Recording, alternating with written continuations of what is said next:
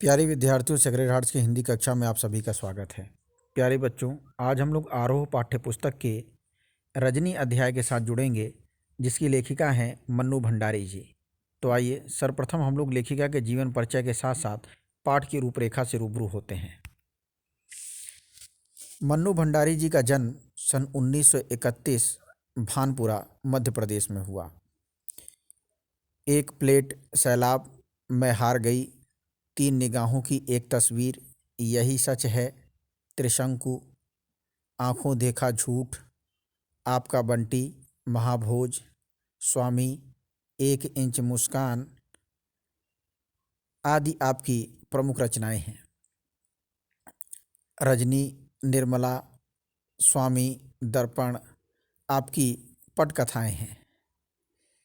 हिंदी अकादमी दिल्ली का शिखर सम्मान, बिहार सरकार, भारतीय भाषा परिषद कोलकाता, राजस्थान संगीत नाटक अकादमी और उत्तर प्रदेश हिंदी संस्थान द्वारा आप पुरस्कृत की गईं। मन्नू भंडारी हिंदी कहानी में उस समय सक्रिय हुई जब नई कहानी आंदोलन अपने उठान पर था।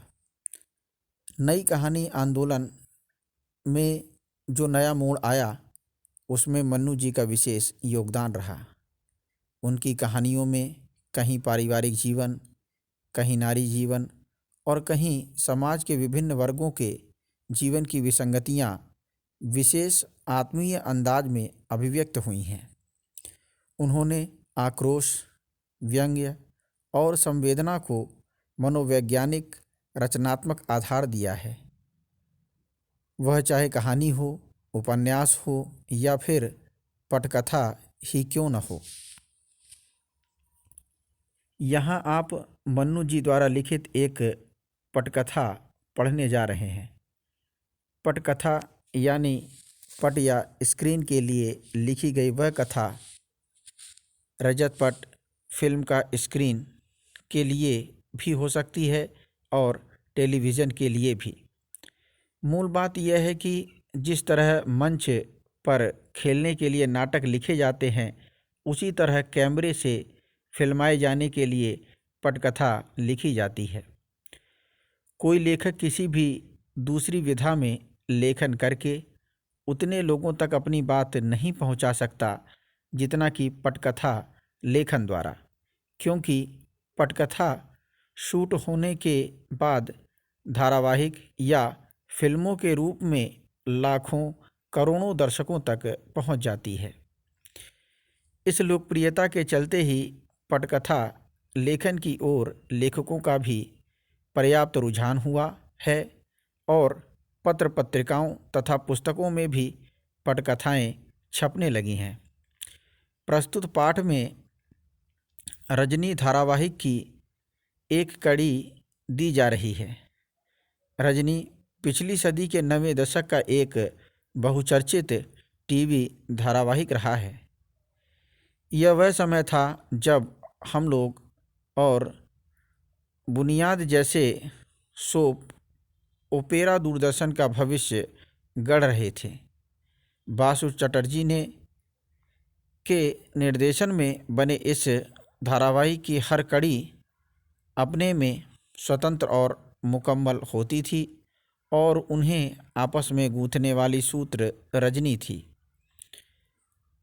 हर कड़ी में यह जुझारू और इंसाफ पसंद स्त्री पात्र किसी न किसी सामाजिक राजनीतिक समस्या से जूझती नजर आती थी। प्रस्तुत अंश भी व्यवसाय बनी शिक्षा की समस्या की ओर हमारा ध्यान खींचता है। आइए अब हम लोग अध्याय को विस्तार से समझने का प्रयास करते हैं। रजनी मध्यवर्गीय परिवार के फ्लैट का एक कमरा। एक महिला रसोई में व्यस्त है। घंटी बजती है। बाई दरवाज़ा खोलती है। रजनी का प्रवेश। रजनी, लीला बहन कहाँ हो? बाजार नहीं चलना क्या? लीला रसोई में से हाथ पोंछती हुई निकलती है। चलना तो था, पर इस समय तो अमित आ रहा होगा अपना रिजल्ट लेकर। आज उसका रिजल्ट निकल रहा है ना? चेहरे पर खुशी का भाव। रजनी, अरे वाह, तब तो मैं मिठाई खाकर ही जाऊंगी। अमित तो पढ़ने में इतना अच्छा है कि फर्स्ट आएगा, और नहीं तो सेकंड तो कहीं गया नहीं। तुमको मिठाई भी बढ़िया खिलानी पड़ेगी, सूजी के हलवे से काम नहीं चलने वाला, मैं अभी से बता देती हूँ। लीला हंसकर, नहीं नहीं, मैं तुम्हें अच्छी मिठाई ही खिलाऊंगी। मैंने पहले से ही मंगवा कर रखी है, केसरिया रसमलाई। अमित को बहुत पसंद है ना। रजनी, देखा, मुझे अपने घर में ही केसर की सुगंध आ गई थी। बाजार का तो मैं बहाना करके चली आई, वरना तुम तो मुझे काट ही देती। लीला, कैसी बात करती हो, मैं एक बार काट भी दूं, लेकिन अमित अपने मुंह में डालने से पहले रसमलाई लेकर तुम्हारे फ्लैट में दौड़ता। मैं कोई भी चीज़ घर में बनाऊं या बाहर से लाऊं, अमित जब तक तुम्हारे भोग नहीं लगा लेता, हम लोग खा थोड़े ही सकते हैं। रजनी आंटी तो हीरो है उसकी। दोनों खिलखिलाकर हंसती हैं। रजनी, बहुत मेधावी बच्चा है अमित, तुम देखना तो आगे जाकर क्या बनता है। लीला, बस सब तुम्हारा ही आशीर्वाद है। फिर घंटी बजती है। लीला एक तरह से दौड़ते हुए दरवाज़ा खोलती है। अमित का प्रवेश रोज़ की तरह भारी बस्ते की जगह एक हल्का सा थैला है। रजनी अमित को बाहों में भरने के लिए दोनों बाहें फैलाते हुए आगे बढ़ती है। कॉन्ग्रेचुलेशन अमित, बधाई देने के लिए रजनी आंटी पहले से मौजूद हैं। अमित का चेहरा उतरा हुआ है, पर दोनों में से अभी तक उस पर किसी का ध्यान नहीं गया। अमित आंसू भरी आंखों से थैले में से रिपोर्ट निकालकर माँ की ओर फेंकते हुए, अमित, लो देखो क्या हुआ है मेरे रिजल्ट का। मैंने कितना कहा था कि मैथ्स में भी मेरी ट्यूशन लगवा दीजिए, वरना मेरा रिजल्ट बिगड़ जाएगा। बस वही हुआ। मैथ्स में ही तो पूरे नंबर आ सकते हैं, रिजल्ट बिगड़ सकता है। रिपोर्ट रजनी देखने लगती है। लीला उसे अपनी बाहों में भरकर, लीला, पर तू तो सारे सवाल ठीक करके आया था। यहाँ आकर पापा के सामने तूने फिर से किया था अपना सारा पेपर। सब तो ठीक था। तेरे पापा ने नहीं कहा था कि 4-5 नंबर भले ही काट ले सफाई वफाई के, पर 95 तो तेरे पक्के हैं। रजनी रिपोर्ट देखते हुए, पर मिले तो कुल 72 ही हैं। फिर दूसरे विषयों के नंबर भी पढ़ने लगती है। English 86, history 80, civics 88, Hindi 82, drawing 90, सबसे कम मैथ्स में ही हैं। अमित गुस्से और दुख से, कम तो होंगे ही, ट्यूशन नहीं लेने से मिलते हैं कहीं अच्छे नंबर। सर तो बार बार कहते ही थे कि ट्यूशन कर लो, वरना फिर बाद में मत रोना, रो पड़ता है। लीला अपराधी की तरह सफाई देते हुए, तुझे अंग्रेजी को लेकर थोड़ी परेशानी थी, सो अंग्रेजी में करवा दी थी ट्यूशन। अब दो विषयों की ट्यूशन, फिर लंबी चौड़ी फीस। बेटे, अपनी आर्थिक मजबूरी की बात वह शब्दों से नहीं, चेहरे से व्यक्त करती है। पर यह तो अंधेरा ही हुआ कि सारा पेपर ठीक हो फिर भी नंबर काट लो। रजनी की भौहों में एकाएक बल पड़ जाते हैं। वह रोते हुए अमित को खींचकर अपने पास सटा लेती है। रो मत, उसके आंसू पोंछते हुए। अमित रोएगा नहीं, समझे। मैं जो पूछती हूँ उसका जवाब देना, बस। कुछ देर रुक कर, तुझे अच्छी तरह याद है कि तूने पूरा पेपर ठीक किया था। अमित स्वीकृति में सिर हिलाता है। पापा के पास दोबारा पेपर करने से पहले दोस्तों से या किताबों से उन सवालों के जवाब तो नहीं देख लिए थे। अमित, नहीं, ज्यों के त्यों आकर कर दिए थे। हमको आते थे वो सारे सवाल। रजनी, मैथ्स के सर कौन है? अमित, मिस्टर पाठक। रजनी, कितने लड़के ट्यूशन लेते हैं उनसे? अमित, 22। साल के शुरू में तो 8 लेते थे, फिर पहले टर्मिनल के बाद से 15 हो गए थे। हाफ ईयरली के बाद 7 लड़कों ने और लेना शुरू कर दिया। मुझसे भी तभी से कह रहे थे। लीला, हाफ ईयरली में तो इसके 96 नंबर आए थे। इसी ने बताया था कि क्लास में सबसे ज़्यादा हैं। रजनी, उसके बाद भी कहते थे कि ट्यूशन लो। अमित, हाँ, कॉपी लौटाते हुए कहा था कि तुमने किया तो अच्छा है, पर यह तो हाफ ईयरली है, बहुत आसान पेपर होता है इसका तो। अब अगर ईयरली में भी पूरे नंबर लेने हैं तो तुरंत ट्यूशन लेना शुरू कर दो, वरना रह जाओगे। 7 लड़कों ने तो शुरू भी कर दिया था, पर मैंने जब मम्मी पापा से कहा, हमेशा बस एक ही जवाब, मम्मी की नकल उतारते हुए, मैथ्स में तो तू वैसे ही बहुत अच्छा है, क्या करेगा ट्यूशन लेकर? देख लिया आप, 6th पोजीशन आई है मेरी, जो आज तक कभी नहीं आई थी। अमित की आंखों से फिर आंसू टपक पड़ते हैं। रजनी डांटते हुए, फिर आंसू? जानता नहीं, रोने वाले बच्चे रजनी आंटी को बिल्कुल पसंद नहीं। मम्मी ने बिल्कुल ठीक ही कहा और ठीक ही किया। जिस विषय में तुम वैसे ही बहुत अच्छे हो, उसमें क्यों लोगे ट्यूशन? ट्यूशन तो कमज़ोर बच्चे लेते हैं। अमित, आप जानती नहीं आंटी, अच्छे बुरे की बात नहीं होती। अगर सर कहें और बार बार कहें तो लेनी ही होती है, वरना तो नंबर कम हो ही जाते हैं। रजनी, पेपर अच्छा करो तब भी नंबर कम हो जाते हैं। अमित, हाँ, कितना ही अच्छा करो फिर भी कम हो जाते हैं, जैसे मेरे हो गए। रजनी, यानी कि अच्छा पेपर करने पर भी कम आते हैं, सिर्फ इसलिए कि ट्यूशन नहीं ली थी? तो यह तो सर की गलती नहीं, बदमाशी है। और तू मम्मी से लड़ रहा है, सर से जाकर लड़। अमित इस भाव से सिर हिलाता है मानो कितनी बेकार की बात कर रही हैं रजनी आंटी। लीला 2 गिलासों में शिकंजी बनाकर लाती है। अमित लेने के लिए हाथ नहीं बढ़ाता तो रजनी घुड़कती है।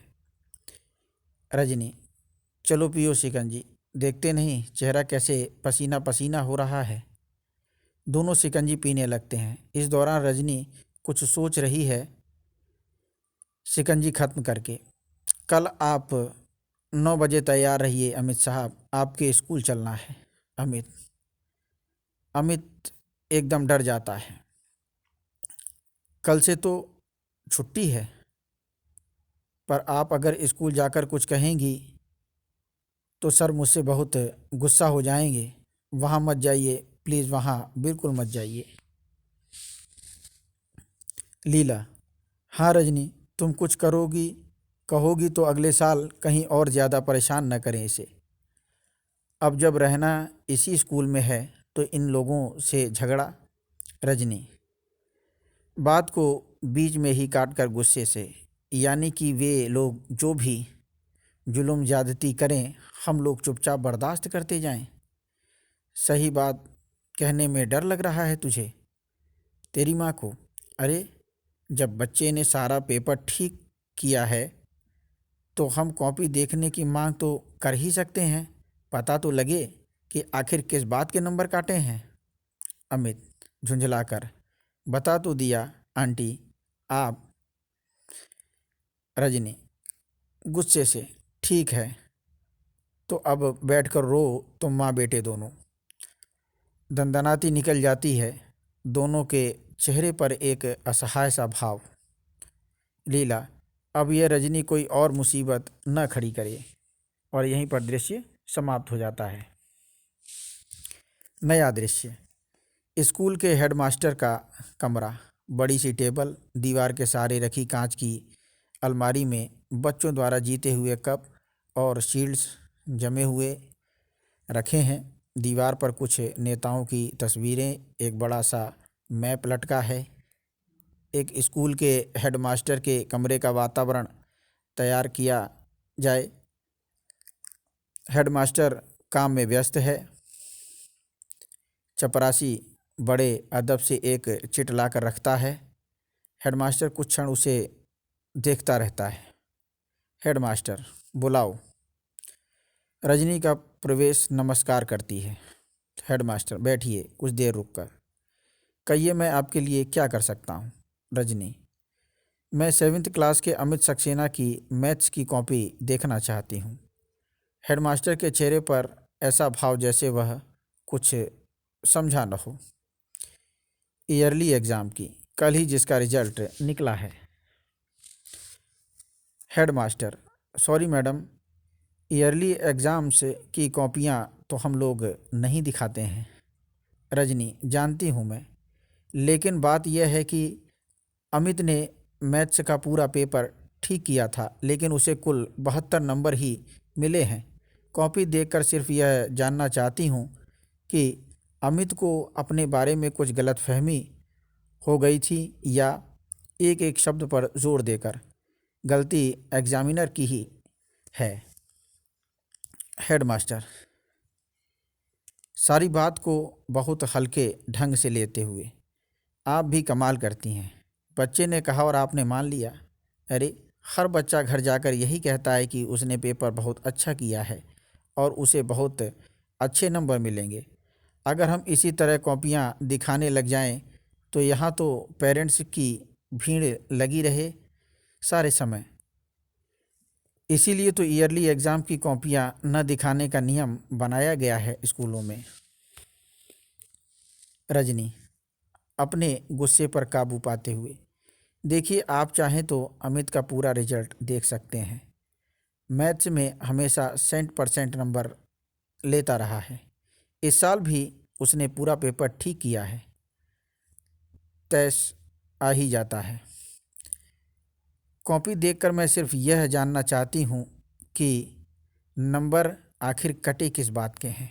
हेडमास्टर, आप बहस करके बेकार ही अपना और मेरा समय बर्बाद कर रही हैं।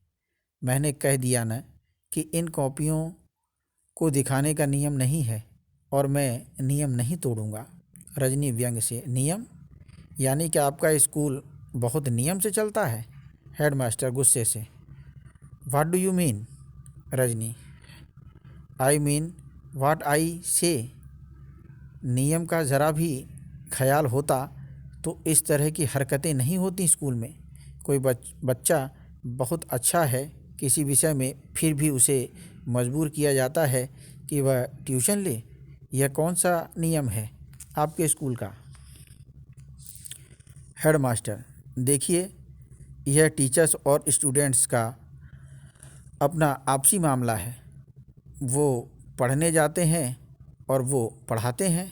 इसमें न स्कूल आता है न स्कूल के नियम। इस बारे में हम क्या कर सकते हैं? रजनी, कुछ नहीं कर सकते आप तो मेहरबानी करके यह कुर्सी छोड़ दीजिए, क्योंकि यहाँ पर कुछ कर सकने वाला आदमी चाहिए जो ट्यूशन के नाम पर चलने वाली धांधलियों को रोक सके। मासूम और बेगुनाह बच्चों को ऐसे टीचर्स के शिकंजों से बचा सके जो ट्यूशन न लेने पर बच्चों के नंबर काट लेते हैं, और आप हैं कि कॉपियां न दिखाने के नियम से उनके सारे गुनाह ढक देते हैं। हेडमास्टर चीख कर, will you please get out of this room.